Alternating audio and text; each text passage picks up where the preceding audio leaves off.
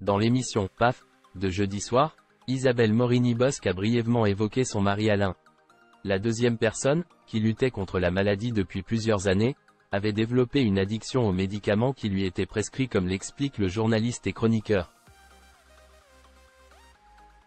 Isabelle Morini-Bosc mène une vie bien différente depuis plusieurs années. En effet, la personnalité de RTL et chroniqueuse du PAF sur C8 jongle entre son parcours professionnel et son quotidien à l'hôpital aux côtés de son mari Alain, atteint de leucémie, une maladie du sang qu'il a dû combattre pendant 4 longues années. L'ingénieur chimiste, avec qui elle est mariée depuis l'âge de 21 ans et avec qui elle a un fils Guillaume, passera toute la journée au lit les dernières nouvelles. En conséquence, ses tentatives et celles des Isabelle Morini-Bosc pour poursuivre leur relation ont été physiquement séparées. Il est plus doué que moi pour travailler à distance, donc il peut faire beaucoup de choses au lit et ensuite nous nous appelons régulièrement, et j'essaie ensuite de gérer les tâches ménagères. Le mois dernier.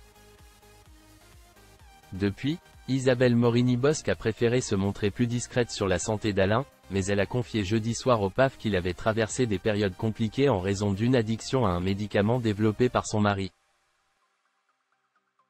Je viens de l'apprendre, au détriment de notre famille.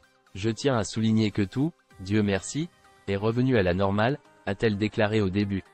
Et de poursuivre, à mon mari, qui souffre de 2 maladies graves, un cancer et une maladie cardiaque, nous lui avons donné du tramadol.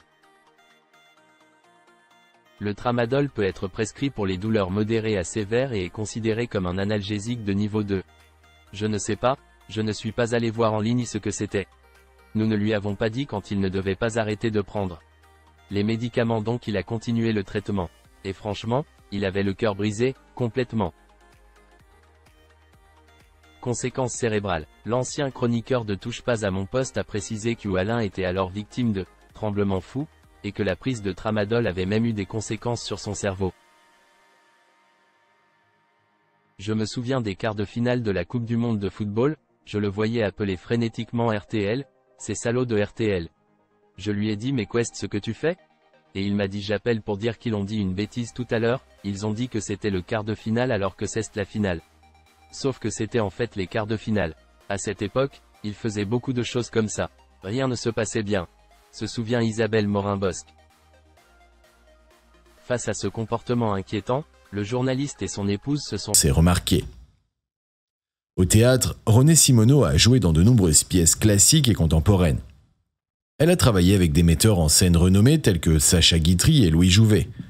Son talent d'actrice et sa voix distinctive lui ont permis de se démarquer sur scène et elle a été saluée pour ses performances dans des pièces telles que L'Éventail de Lady Windermere et Le Malade imaginaire.